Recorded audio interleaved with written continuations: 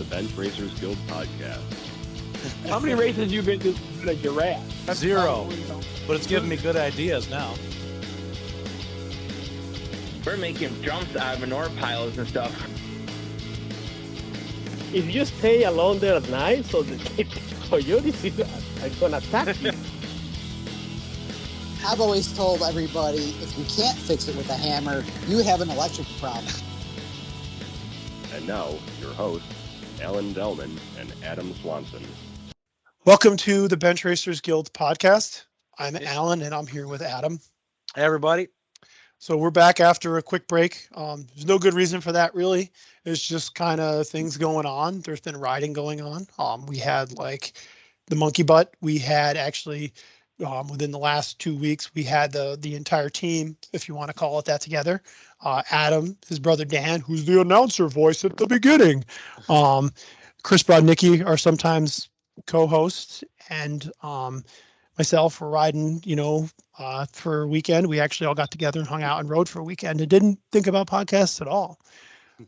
So before I get to our guests, I want to talk about some stuff that's been going on since you last heard from us. We started a YouTube channel. I've actually had the Bench Racers Guild on YouTube since we started the podcast. I was thinking, hey, I need to upload episodes there and stuff. Never did it. But I had it, and then I was able to get a discount on a GoPro in September. So we started putting some original video content up on our YouTube channel. And the funny thing is, I had looked at GoPro since they first came out, like 2008 or whatever it was, but I was like, well, that's too expensive, and that doesn't really do what I needed to, and blah, blah, blah, blah, blah. I was able to get a pretty hefty discount on one, and so I snagged one. Shout out to our pal Warren and the L Cars ADV YouTube channel for his guidance on that too, by the way, because I said, hey, Warren, which camera should I get? Hey, Warren, which mount should I get? Hey, Warren, what encoding do I use when I upload? He knows all the answers. He's actually Thanks, really good Warren. at that stuff. Check out his thanks, videos. Warren. They're pretty damn good. Yeah, it's pretty good. So now that we have that set up, you can check out our original video content, and you can. We're going to put our podcast episodes up there too, because I know how to do it now. I've always known how to do it. I just didn't have the energy to do it. Still don't, but I probably will. That format actually works pretty well for our friends at the Hicks Racing podcast, Hicks Racing 123 on social media and YouTube as well. So subscribe to our channel if you can. Look, I'm not going to sit here and go, hey guys, subscribe to our YouTube channel and like every single video when it comes out.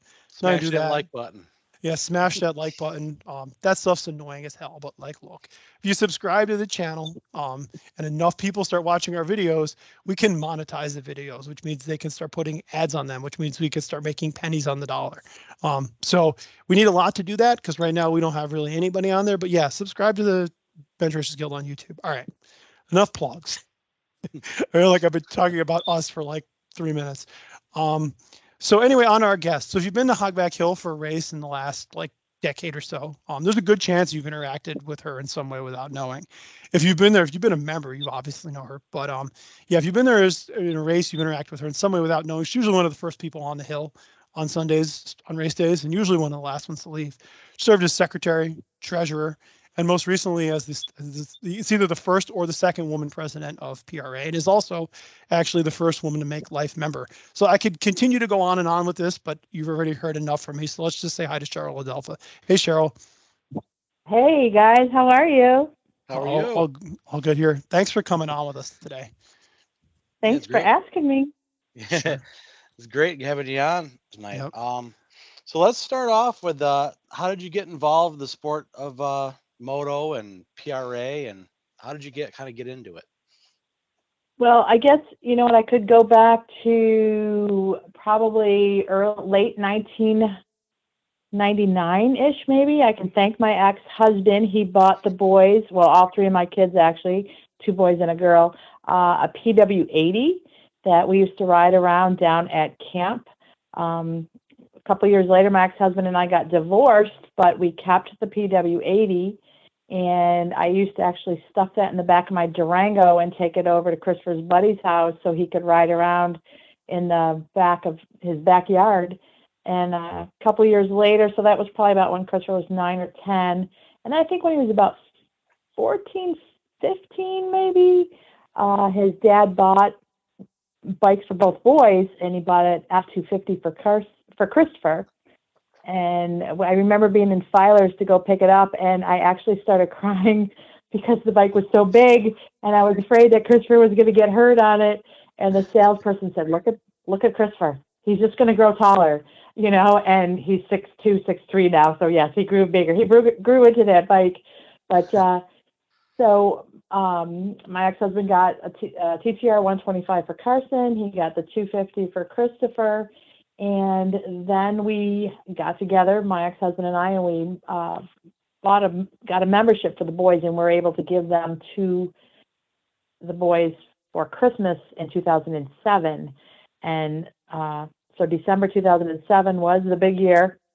They opened it up at Christmas morning, and it was like, what?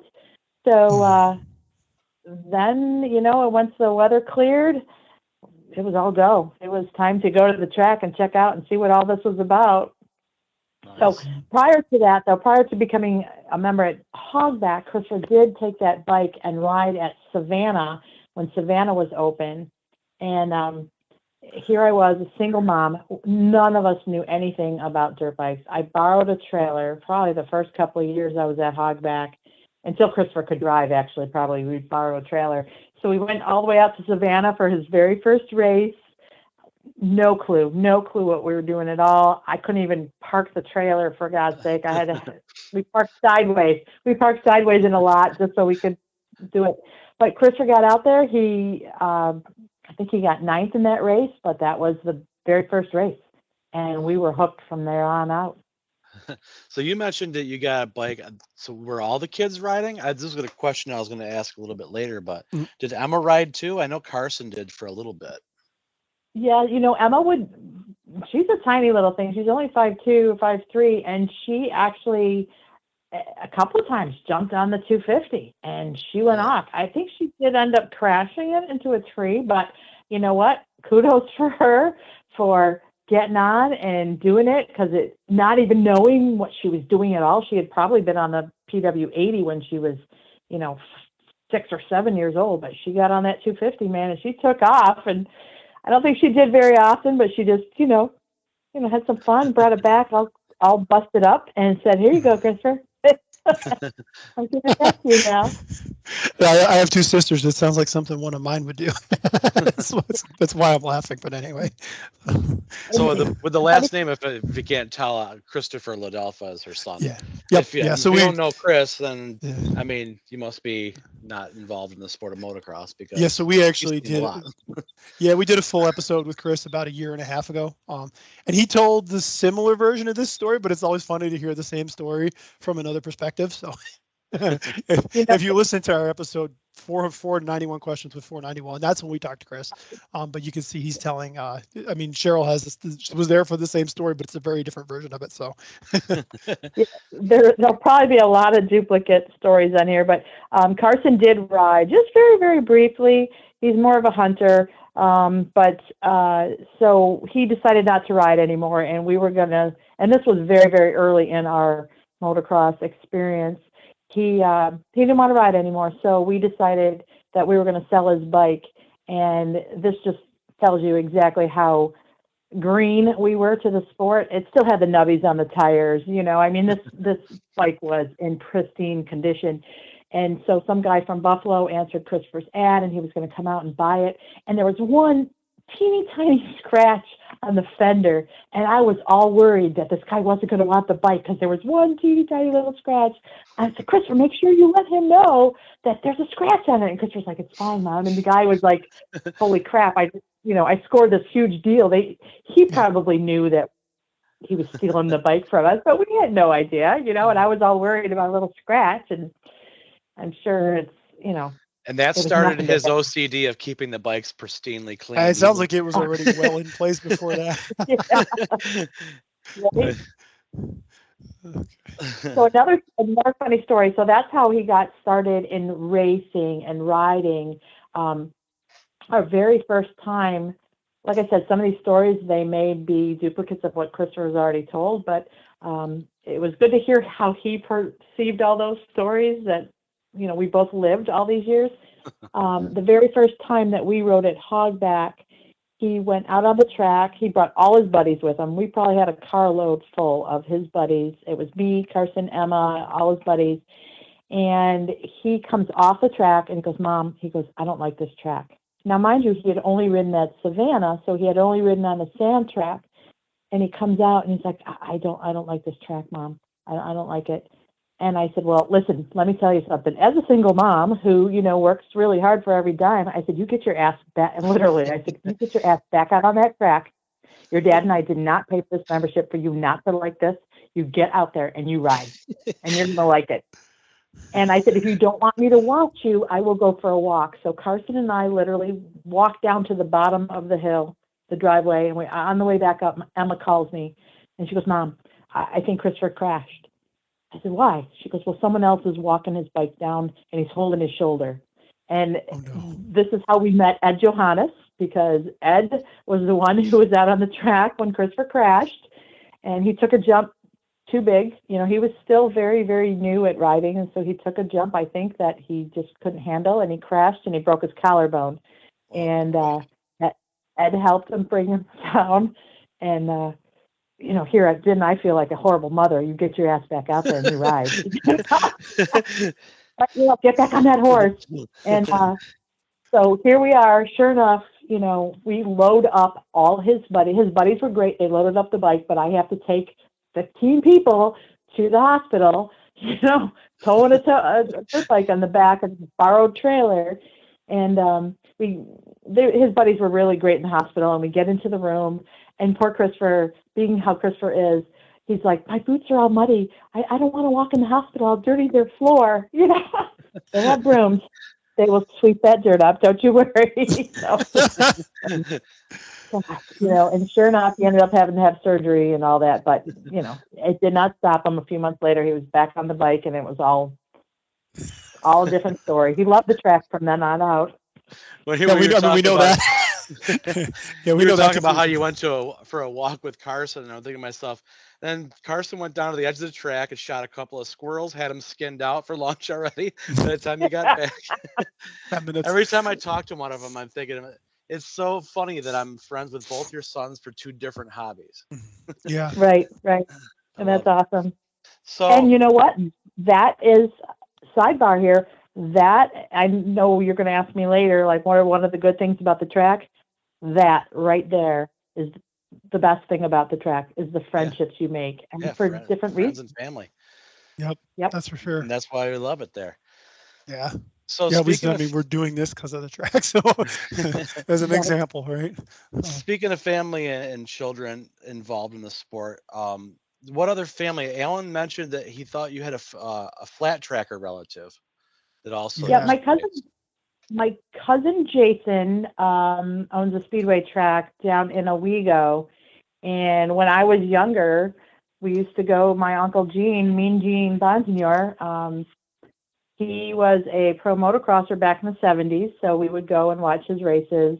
I just remember his red van and a lot of dust. That's all I remember basically from when I was little. I used to race bull tacos and work for the Robinsons at Robinson Cycle Sales. So it's kind of been in the family, ever since I was little. And it's still exciting when I see my family at Christmas time. We get to sit around and talk about motorcycle racing.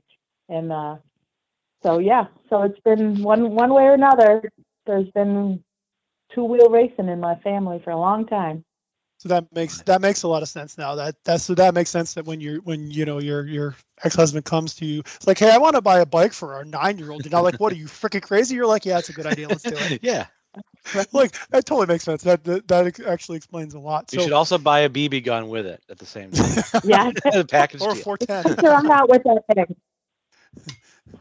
So we were wondering as well, and it's funny because just for context, I've known Sheryl for like most of my time at PRA, which is going on like 12 years now, and I don't even know the answer to this question. So have you ever ridden or raced before yourself at any point? There was probably about a 2-month period there. I had actually bought a road bike from, my son worked at Cycle Enterprises. They had a beautiful Suzuki Boulevard. Fit me perfect. It was in my budget, and I have always wanted to learn to ride. So I did take the Learn to Ride course at FLCC. But the guy, I'm someone who's pretty laid back. I don't get stressed out.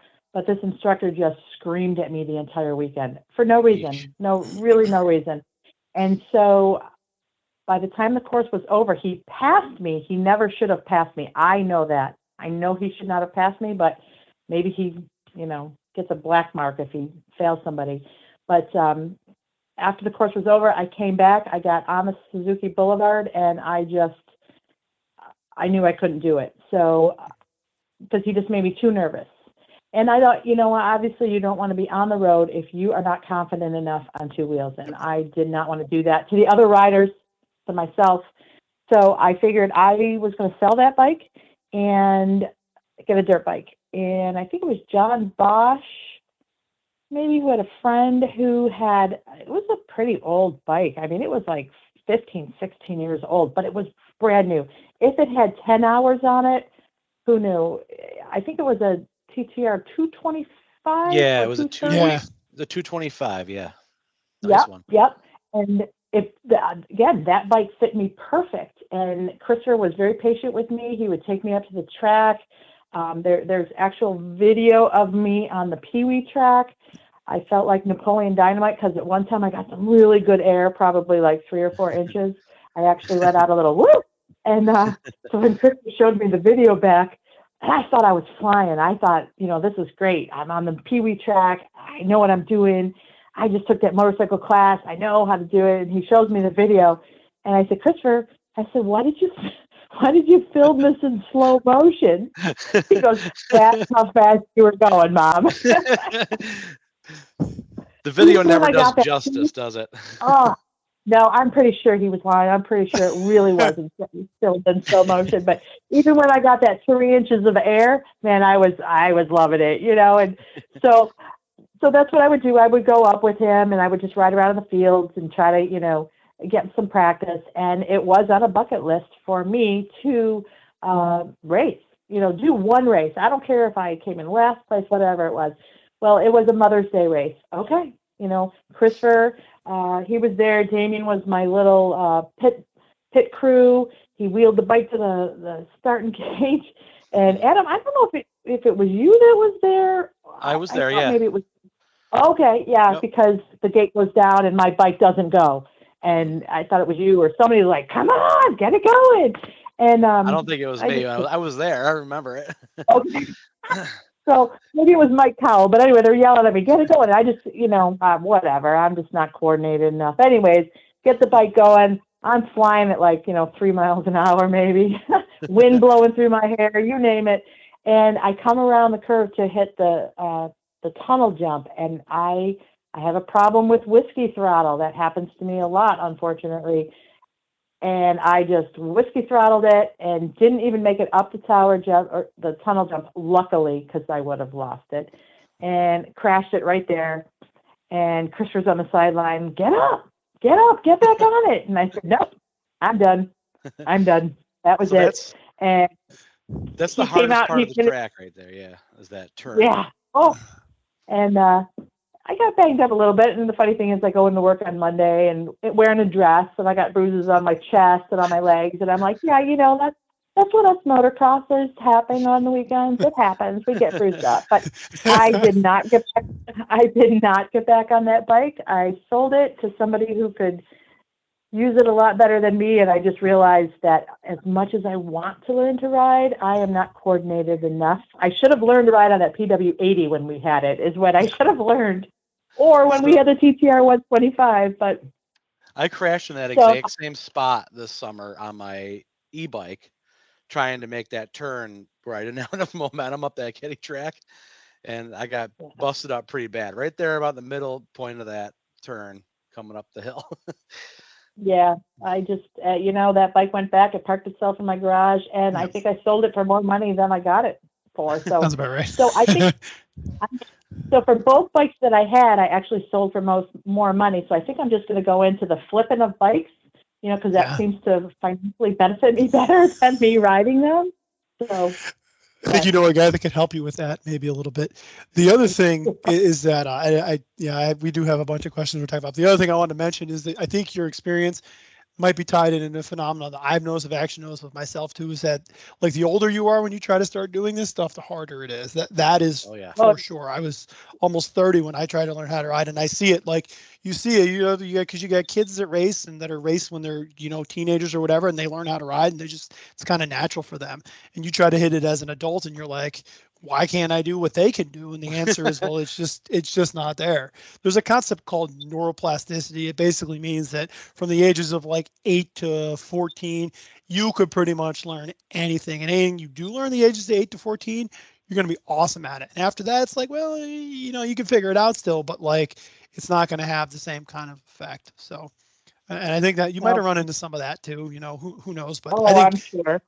Yeah, even just giving it a shot is a lot more than a lot of people do, though. So that's cool. Yeah, for sure. So I could cross it off my bucket list. I tried. I tried. I did it. I was very disappointed in myself. Just look at how many. It was a Mother's Day race, and how many moms were actually out there? Not many. Yeah, that's true. And half of them started riding when they were like little kids. Yeah, that's true. Right. Good point. Not 55. Yeah. That's pretty good. I mean, it's worth the shot for sure. So, I know. So I'm going to kind of rewind a little bit to go back to a previous timeline of stuff we were talking about. But so you guys joined PRA, and Christopher breaks his collarbone, and you meet Ed Johannes, which I'm going to guess leads into some of how did you end up getting involved with PRA and when? So it was probably the first race of 2008.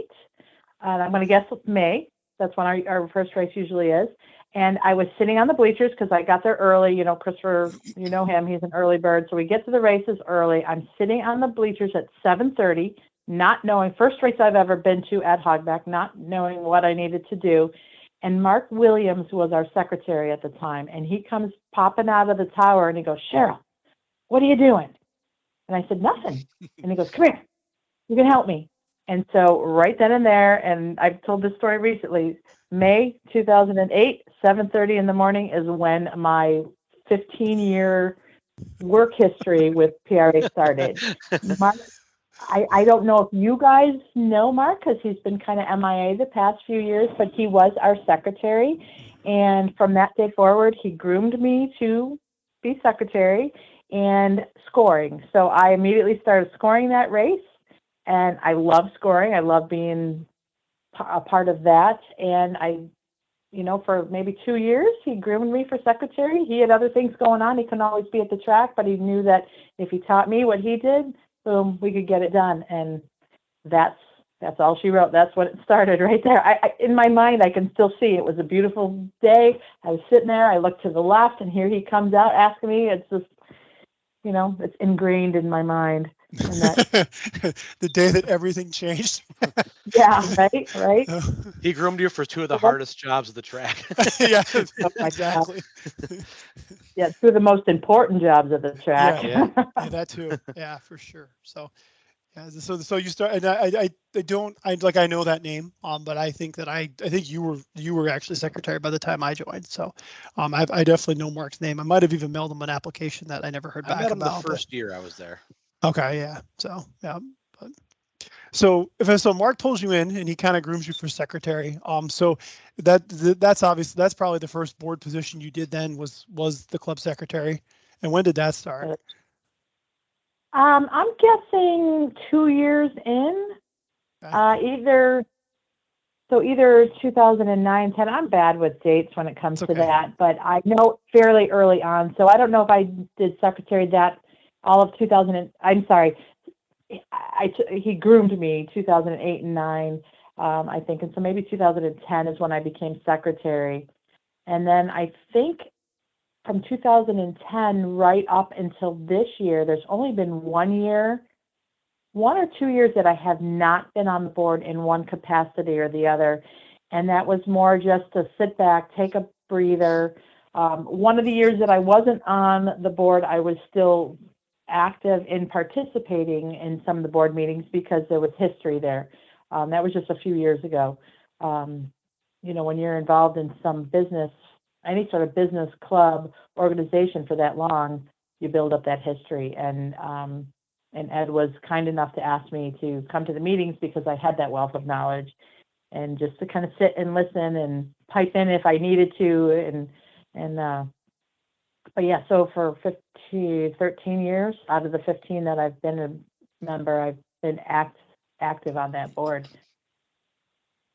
So I know that because this will come out in October of 2022, and I know that the club is looking for officers, and if you want to be one, this is how you get involved. You just raise your hand. They'll teach you how to do the rest. That's all you really you're willing need to help, and it starts from there.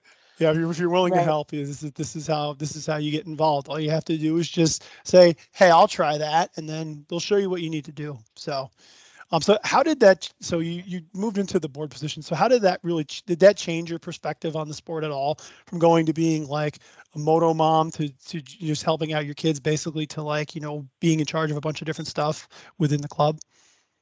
Yeah, you know what? This is one reason why this year I decided to not pursue president next year. Of course, I am an accountant by day, so I'm considering throwing my hat back in for treasurer because I can do that, in my sleep. But one reason why I want to step back for next year is when we're at a race at Hogback, I don't get to watch my son race. I don't get to see him get ready for his races. I don't get to be part of the pit crew. However, when he races somewhere else, that's when that hat gets put on. And the hare scrambles are my best. I love being his pit crew for the hare scrambles. Of course, listen to me. He's 31 years old. I think he can handle this on his own. But I tell him he cannot. He needs me there. So, but so that's one reason why it's I've absolutely loved every single minute that I've worked at the track. I have high expectations. I have a big devotion to that track. But that is the one thing that I really did miss all these years, is being out in the pits with him or my friends when I'm at Hogback. And I can do that at all the other races that he goes to when he does do the other races.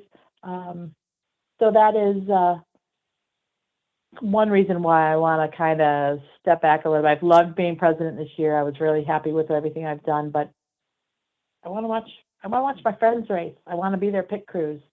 And I can definitely say that for sure, because like I did the public relations for like 4 years, but one thing that changed for me was that I would do so much work before the race preparing for it that I didn't want to be at the race. I was like kind of tapped out on the moto stuff, so I stayed home. But now the last couple of years, just being back, working for the points and stuff, it's gotten me back to the track a lot more and interacting with the people there and spending more time, with my family at the track. So that does, I mean, it's good to always put forth the effort, but then there's got to be people, coming up behind these folks on the board and these positions to take that role and when they're younger, and we got to groom people that are willing to help. But the problem is there's not enough people willing to help. Yeah.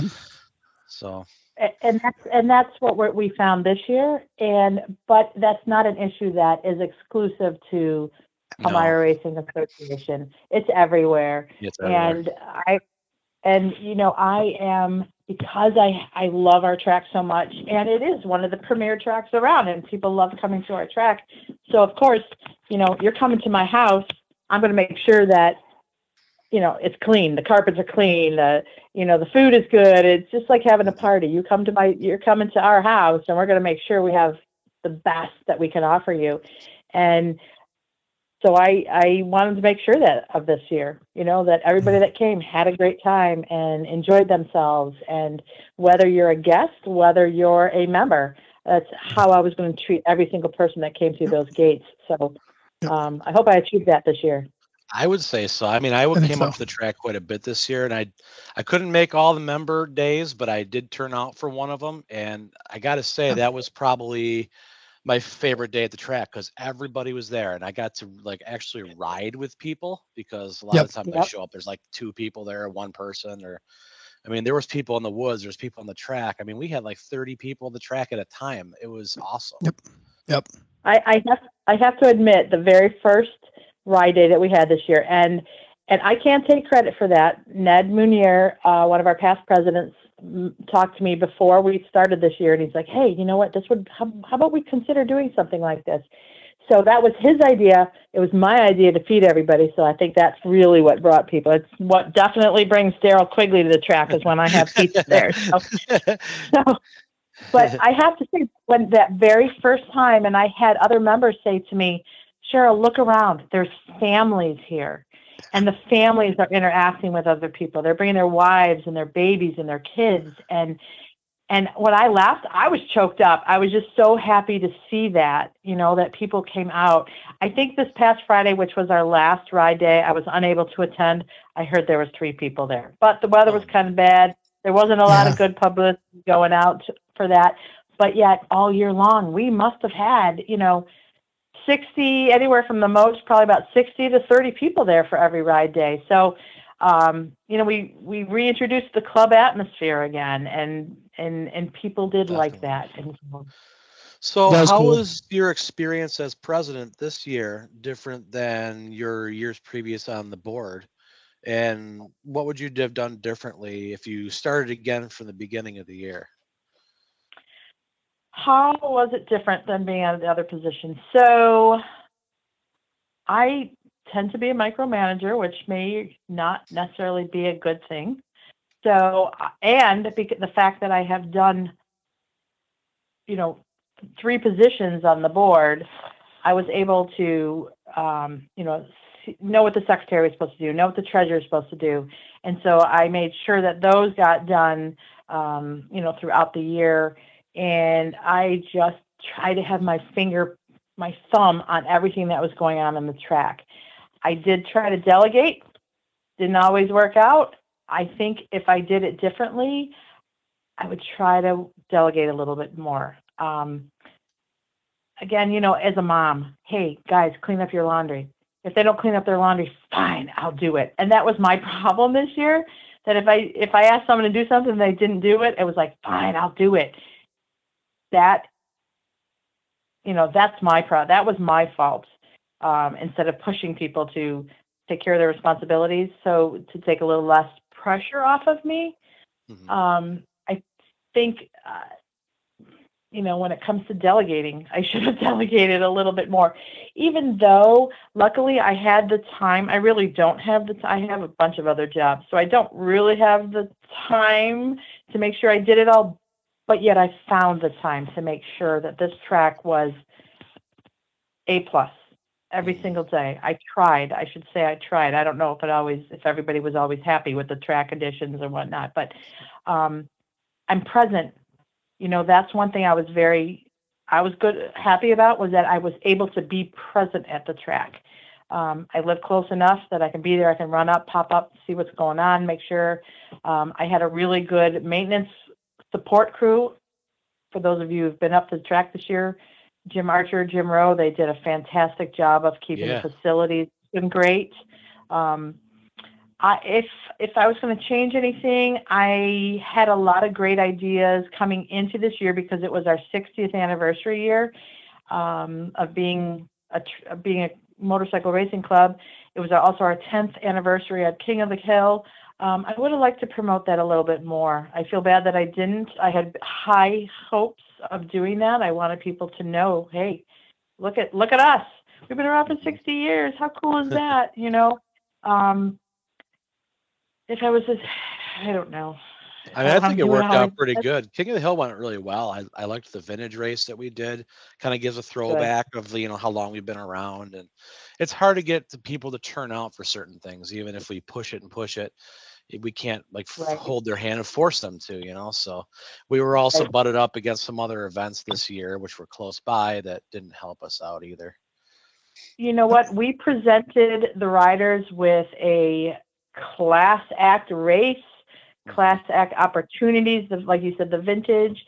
I'm sorry that more people didn't come out to see everything that we put into that race, but honestly, I don't think I heard any complaints for the 3 races that we did this year, and I'm not saying that's just me, it's everybody puts, it takes a village to run a race. And so everybody worked well together. And again, all I heard was, hey, we had so much fun. And that's what I want. I want people to come to the track, racer or member, have fun. And that's what I heard this year. So that's a win. Yeah, that's definitely. a win for us.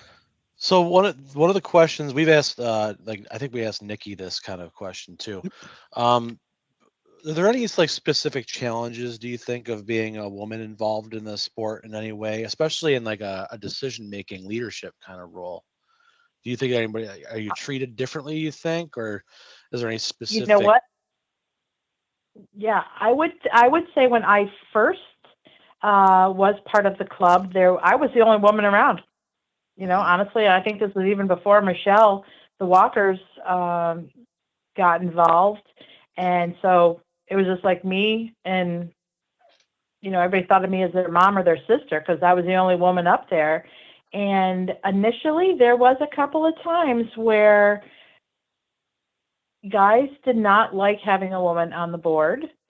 And there was one specific time, and everyone trusts me again because I'm like mom. So people would come to me, and I brought a situation to the board. And I think I was just a general board member at the time. And someone said to me, well, why did they come to you with that? I said, well, because I'm a board member, and that's why we're here for our members to come and bring their concerns.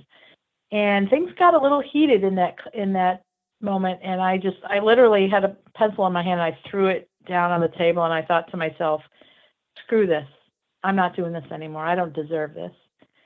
And I kept my mouth shut. And when I came out of that meeting, Carson, who was 17 at the time, was sitting on the outside on the picnic table.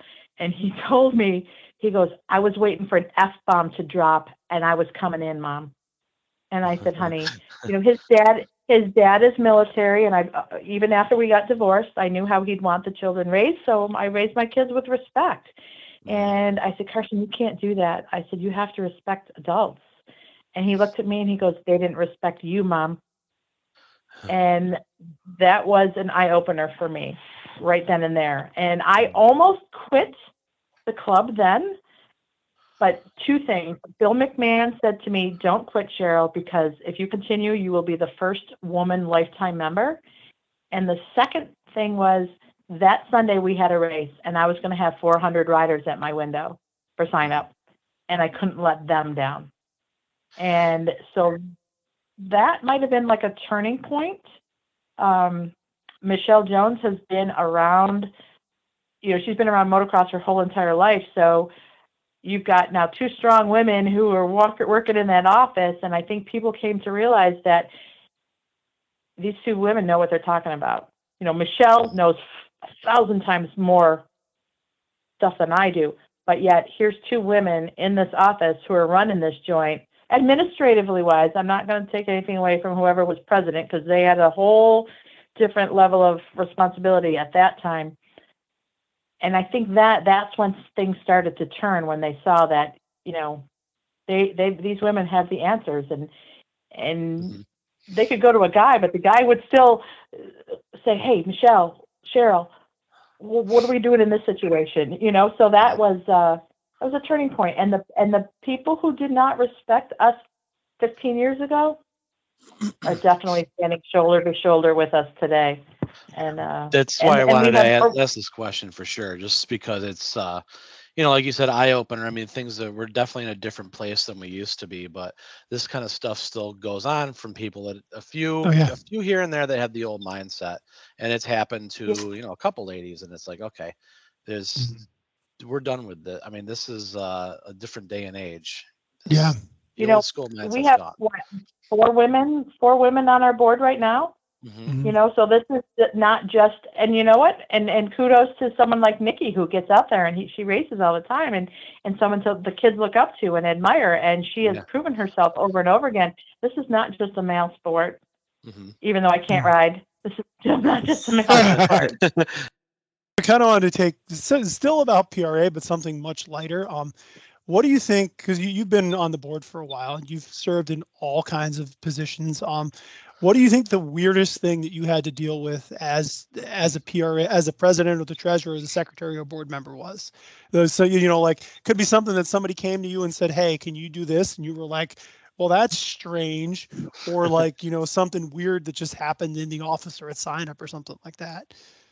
You know what? I reached out to both boys and I asked them, and I said, what has happened? Is it, what situations? And neither of them could think of anything. But I think recently we had a member challenge myself and the rest of the board, and that kind of threw me for a loop. It happens a lot.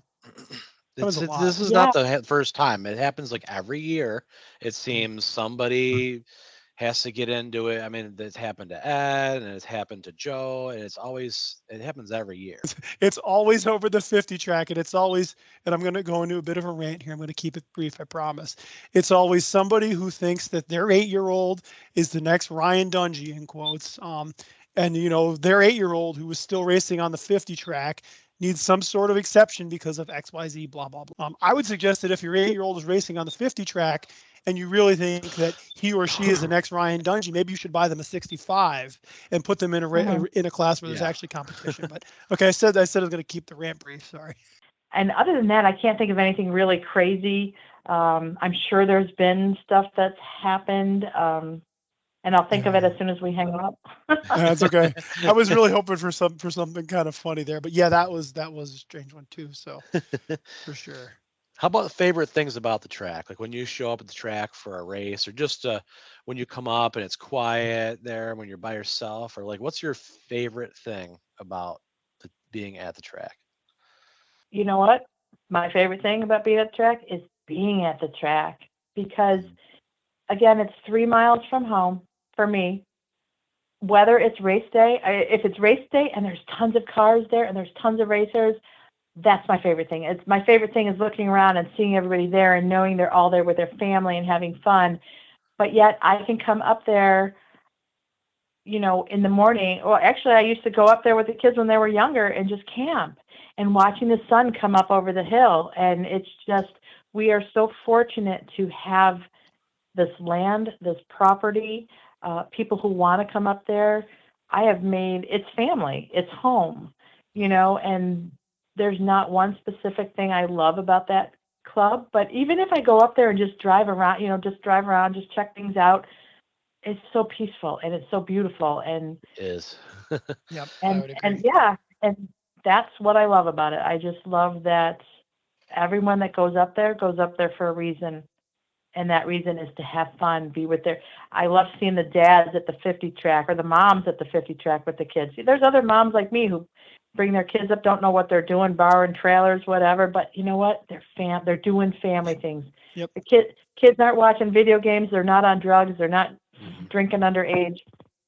It's family. It's just so peaceful, and it could be peaceful with 450s on the, 10 450s on the track. It is. Still peaceful to me. Yeah. I've actually, speaking of, 450s on the track, and when I used to score, unfortunately, I'd go out a little too late the night before, and I've literally fallen asleep scoring the 450 track. until the experts come on with their megaphone exhaust, and then you wake right up. Oh yeah, no, I would find myself dozing off, and I'm like, what am I doing? Yeah, so I learned not to go out till 2-3 o'clock the morning of a race. So that's a good idea. Like my kids basically grew up there. We camp twice a year, and just being out at night, them going on catching frogs or playing around the track and finding dead animals someplace or doing God knows what. But it's always like they're safe, and it's so peaceful there. Nobody's going to be bothering you up there. Everybody. You can trust everyone up there. It just feels absolutely.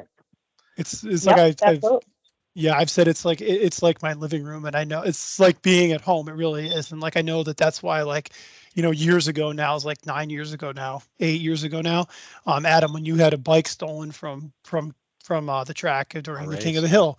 it was like I was so pissed about it. It was because like somebody walked into my living room, took my TV and left. You're like, it was such a violation. Everyone at the track was. It was yeah, like and we were all pissed for the same somebody reason. violated our space. Yeah. Yep. It's like, this is our home, and you can't just walk into our home, steal our shit, and leave. Like, that's not the way it works, you know. So I think that was that feeling kind of locked in for me. So I was thinking of that when you said that. So you, obviously, Sheryl, you know how the races are run, like probably better than a lot of people, with the exception of maybe Michelle and probably a couple others. But anyways, so what do you think is the biggest thing that nobody understands about the races and how it works? I think, people probably just show up and just think, okay, it's just going to go on the race. But what they may not realize is the magnitude of the people behind the scenes, and every single person there is doing something that helps another person to get that running. It's easy for us to like walk into Walmart and buy a pair of shoes without thinking of what goes on behind that and how that pair of shoes got onto the shelf. And it's the same thing with the race. We've got the guys watering on Friday nights, and those guys got to coordinate with, maybe the floor on Saturday, and the flaggers on Saturday have to coordinate with people on Sunday. And it's just constantly, that's not necessarily the right method of how things go, but every step that you do there is coordinated with somebody else. You have to be in communication with everybody else and be in touch, and that's probably what the just average Joe racer coming up doesn't think about. The gates have to be oiled, and you have to make sure the batteries are working, and just all the little intricacies that you have to get together to make these races go off. And I know I'm mainly talking motocross. We do offer the Hare Scramble, which is my favorite race of the year, but I don't have enough. That's a whole different crew that does that, and they all work together so well. Actually, that's a perfect example of what people don't realize goes on. The Hare Scramble, they're working at least a month prior to that, and these guys are taking vacation days, and they're putting in 12-hour days to make sure that this 9-mile course runs smoothly, to make sure that scoring is done. So, yeah, some people may not realize just the magnitude of people behind the scenes that work together so well, and that I'm so thankful for, that work together so well and do this to make a seamless race come off. And you mentioned delegation before, and I think that's an area where, like, you as president, you have delegated because you had to. I know the stuff I've been working on is another place where you delegated because you had to, and like, yeah, you delegated, it's fine. People could generally kind of know what they know what they're doing, can be trusted. And I can tell you that just to bring some insight into those Hare Scramble days, I worked a couple of those, not recently, but in previous years I have. And there was one day I went out there. It was a Friday. I took off, and I was with Joe Celso and Jimmy Rowe, and like, we went over to the neighbor to the east, Mr. Caberly's property, and Joe was looking at the woods, and he's going, well, what do we cut a trail through here?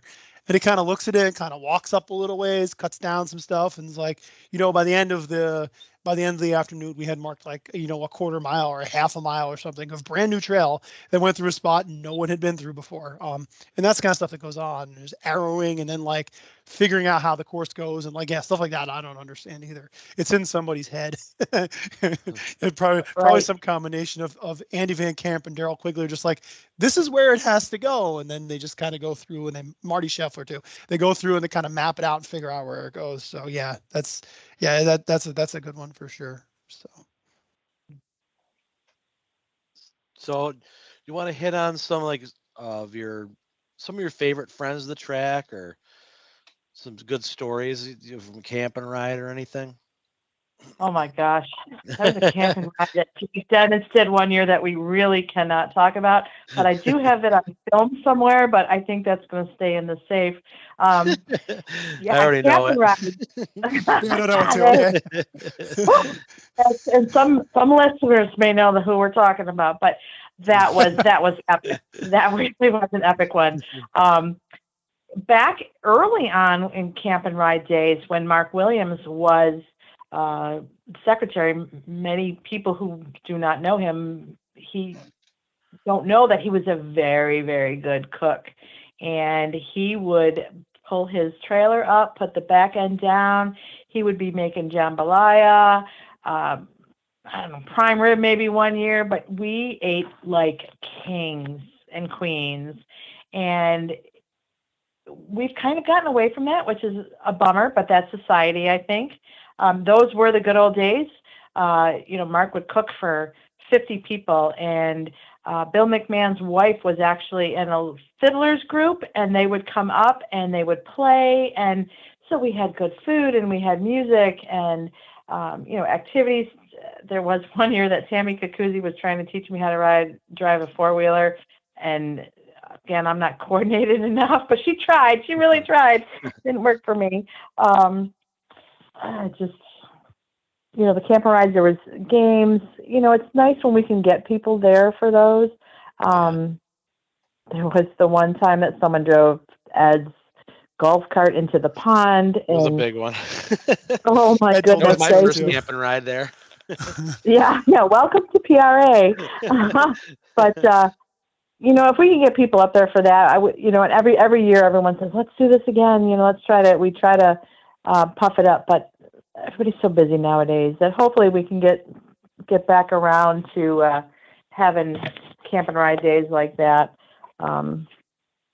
But it's just, it's whenever people can get together. Actually, I'd say one of my favorite times at the track was actually this year. Tammy Kakuzi got on Friday night food truck rodeo, and I'm not sure if you've got. Pretty cool.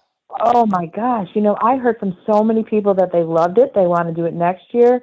I had people ask if we could do it on Saturday nights, but that was another proud moment, for me. Even though I wasn't the one who did it, I was proud for Tammy that it turned out as well. In the middle area there, the vendor areas, the food truck rodeo set up all around the outside. We had moved picnic tables down there. People had their picnic blankets. They were with their family and their kids, and that whole area was filled. And it was just so cool to see that. And they want to do it next year, and hopefully we can do that next year. And it's no cost to the track, so if these food trucks want to come up and set up on a Friday and Saturday night, go for it. I think Saturday night might work better, actually, because usually a lot more people are there on Saturday nights before a race. You have the band going and the food trucks. Yeah, so it was just that was a fun night. That was a fun night to see everybody, bring something different like that up to the track and introduce it we introduced it to the community. We posted it on local Facebook pages here, and so we got a lot of outside people. And so it was a good time. It was a really great time. Nice. So in changing topic, a lot of people we ask, we know that you mentioned you had several jobs, and I know that you're very interested in traveling. You're been more places than I know anybody has been. What other hobbies and interests do you have besides PRA and moto stuff? You know what? I work so I can travel, and so I need to find myself again. And actually, that was one reason initially why I decided not to become president next year. I love numbers. I'm a money person, and so for many years I've been thinking about taking a tax prep course to become a tax preparer. But I'm not sure now at this point. I've kind of put it off. I should have started studying a couple months ago, and I haven't. I've kept putting it off because I still have my presidential responsibilities this year. So I think I might just keep status quo like I am and keep working so that I can travel. And my other side job, my main job that provides me travel time is bartending, and so if I can pick up bartending shifts so that I can go back to Alaska or Wyoming or wherever I want to, Yellowstone, then that's what I'm going to keep doing. So I don't mind working if it gives me that time to go away. At one point, including PRA, I think you had 5 jobs or something. Yeah. And I think I probably still do. I lose track. Time management is key. That's what I'm going to tell the next president. Time management is key. Yeah, that's for sure.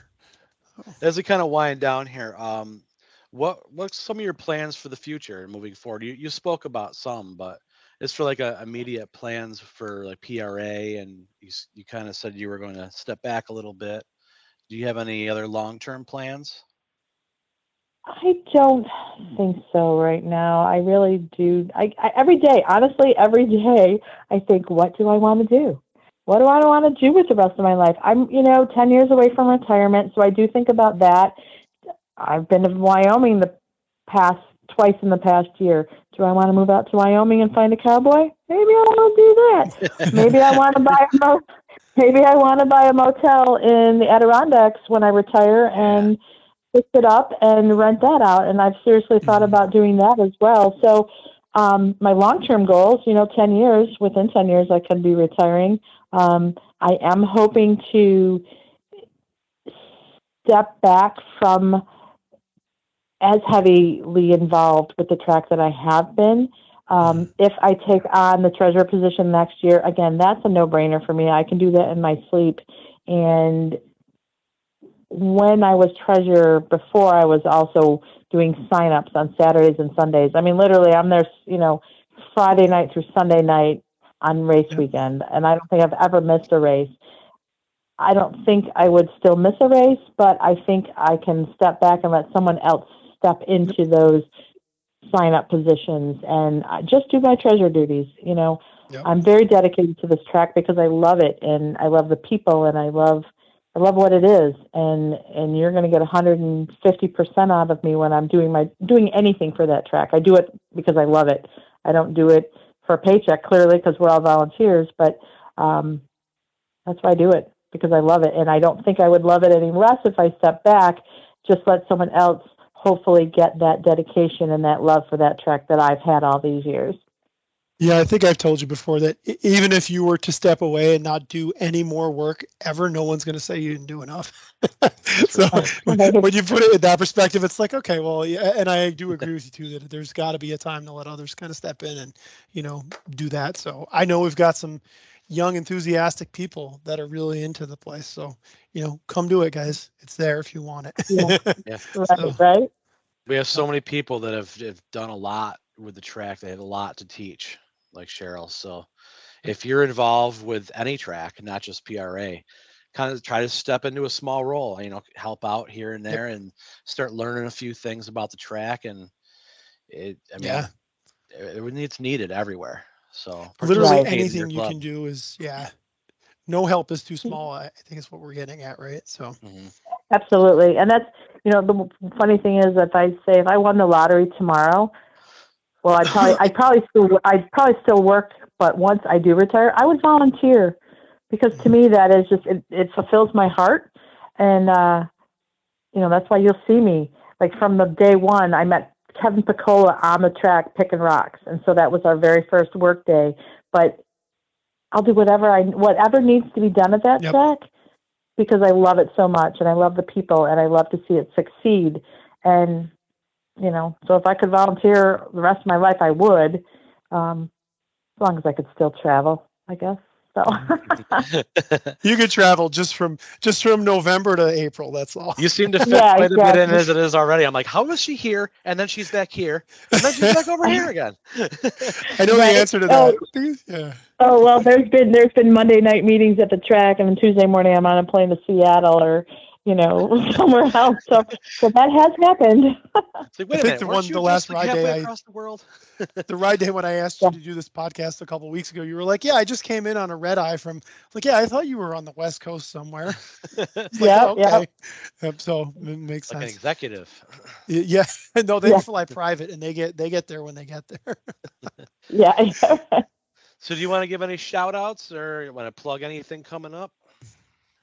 I'll plug our hair scramble coming up again. Like I said, that is my most favorite race. I just love being, I think from the very beginning when I was the first scorer and I was out on the track, those bikes literally right there, and they're right inches from me. And that was just the thrill for me. If I can't be on a bike, then I'll be out there on the track with them. And, so we do have that coming up on November 6th, which is always a huge success at our race. And we've had it's been snowing, and some years I've actually gotten a suntan because it's so hot. So but it doesn't matter. The crowds will come out.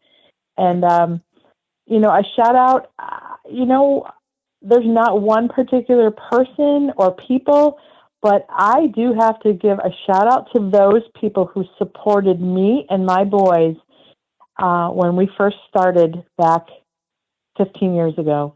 You know, here I am, a single mom, borrowing my neighbor's trailer. I don't even know how to park it properly, but people stepped up. They helped us learn how to race, learn how to park a trailer. Well, actually, they didn't let me. Randy Smith still always parked my trailer for me, so I never really learned how to do that. Randy. But yeah, but the people who, Chris Hoffmeyer is somebody else who he jokes that here we came up, me and two boys who knew nothing about bikes, and yet look at us today.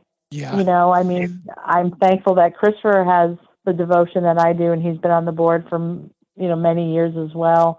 And Carson loves that track just as much as we do, even though he doesn't go up there. He doesn't race, but yet he loves that property, and he'll go up and he'll call me, "Hey Mom, the gate was open." And so the people who supported us when we went up there helped us build our love for that track. And so I thank everybody who's taught us and guided us from the very beginning. So very nice. And that's what dirt bikes riding is all about. It's family. That's exactly it. That's exactly it. I have many of these same thoughts, almost word for word. So, well, thank you for coming on tonight, Sheryl. Yeah, thanks so much. Great time. All right. So that was current PRA president and PRA everything else over the last 15 years, Sheryl LaDelfa. That was cool, man. It was good to hear her, tell her story, and good to get her story. I know we talked to her son Chris, a year and a half ago or whatever, but it was cool to get her side of the story too. So, and everyone has different stories. That's a good story in a lot of ways. So this is the time of year I see less of her son Chris and more of her son Carson. Yeah, that's true. They're kind of there. So we're doing the post show. Sheryl is still on with us, so if you do hear her, that's why. So we can talk about what's coming up. There's not much really. Everything's we should talk about what's done first, actually. So Empire State Motocross is done so this is going to come out the weekend leading into October 15th. So that's the 2022. So that's our frame of reference for time if you're listening later. And at this point in the year, NOAA Hare Scrambles are done. Empire State Motocross is done. Everything's wrapping up. Everything's kind of wrapping up. Yep. The only thing that's left is this coming weekend. Just real quick, at Cato, there is a motocross race. WNYMA and USMX are racing at Cato, so that'll be good for them. That's the last one for WNYMA and USMX too. So everyone's kind of wrapping up. Going into scramble season. And then we're fall scramble series, which we talked about the Palmyra Scramble. That was the original. It's still the best one. There are 3 others though, and they are all cool. So this coming weekend, Sunday, October 16th, is the first race of the WNY Hare Scramble series, and that's at Pavilion Motocross. So Glenn and the crew there, they do a hell of a job. You can go there, race part of the moto track, race part way through the creek. It's a good course, and it's supposed to be somewhat decent weather at least. So, I know that they move the dates of these scrambles up because these guys, some of these tracks, we get a crap deal. Like, I think that Mosier would have his used to get snow sometimes. Yeah, November 13 or 14, and you're getting not only getting close to Thanksgiving, you could actually have a snowstorm in between the Palmyra race and that race. So moving them up was a good idea. We had snow on 2012, I think it was. I raced. Got myself a nice little concussion and the snow in between. Yes, yeah, we did. It was wild. So hopefully by moving these dates up, that doesn't happen. But so that's on the 16th, and then on the 23rd of October, Sunday, October 23rd, is at Area 51. We talked to Mosier last year and did a whole episode with him. We talked about Moto, and I'm sure that Chris is probably busting his butt getting that thing ready now. So that's a good course too. I don't know. I haven't raced there in a long time, so I don't know, if it's changed much, unfortunately. Well, he's got more woods now, so I think he runs a lot more woods than he used to. Yep, probably. Yeah. So, which is cool. I remember actually racing the first time he had a woods race there, and it was awesome. And the Canadian border's back open again, and there's no restrictions. Hooray. all you Canadian sandbaggers from Ontario, you can come on down here, eh? You know, hey, I race C in Canada, but I race A in Canada, but here I'm a C rider, you know. Bring your so, ice hockey jerseys and your maple syrup. That was horrible. That was pretty bad. I'm leaving that. That's staying in though, just to show how we do accents and comedy in this podcast. But anyway, badly. Yeah, that was really bad. But we're gonna leave that one in there because that'll just show. But anyway, and then Sick Brothers is on October 30th, which is the day before Halloween. So that'll be cool.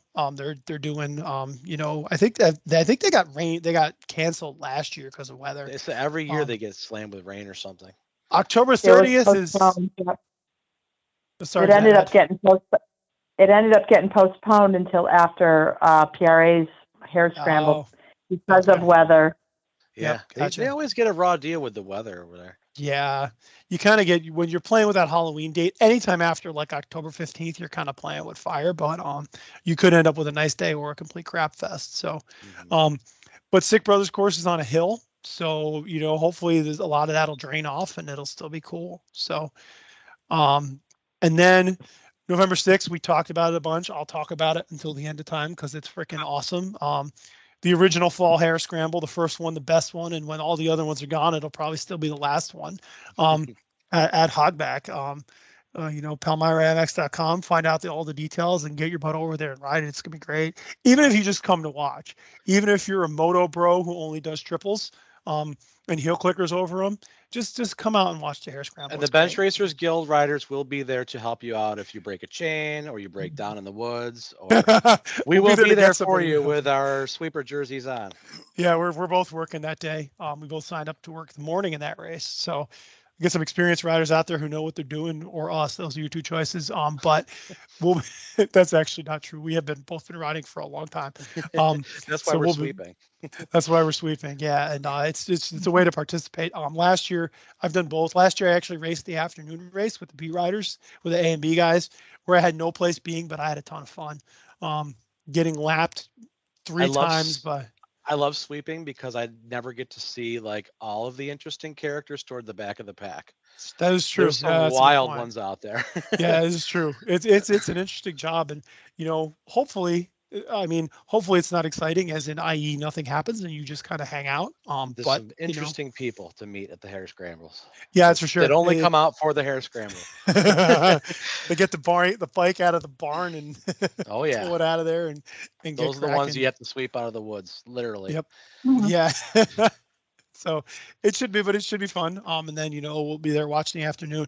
And even if you just come to watch the quad race, that's always good too. I know that it's years ago, but I went there once in with my now ex-wife, and I raced, and then we were there for the afternoon, and she said, oh yeah, so one of her friends is like, well, my husband's there. She goes, his friend called him in the morning and he decided to bring his utility quad and race. He doesn't even know what that is. You're like, wait, what? Still got the rifle holder and the cooler on there.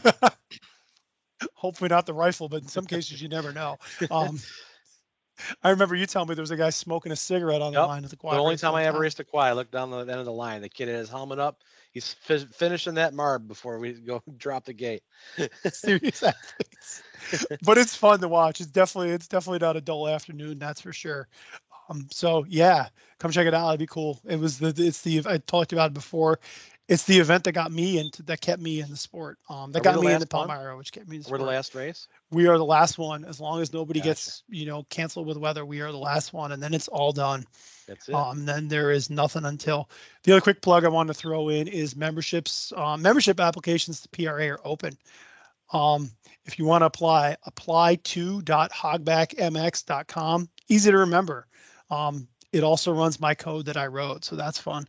All of it, actually. So if you want to apply, get in there, put in your application, or print it out, scan it, email it to somebody. We'll put it in for you, whatever you got to do. There's very likely going to be spots open next year, and if you want to get in, this is your chance to do it. Get them while you can. Get in early. Yep. Yeah. There's a bunch in there already, but we're taking more. Waiting list. So. Yep. So. Yeah, I think that's everything, man. I feel like our post shows are really long sometimes, but it's the end of the year and there's not a lot going on. So, you know what we say. Yeah, we know what we say. We'll see you. See you at the races.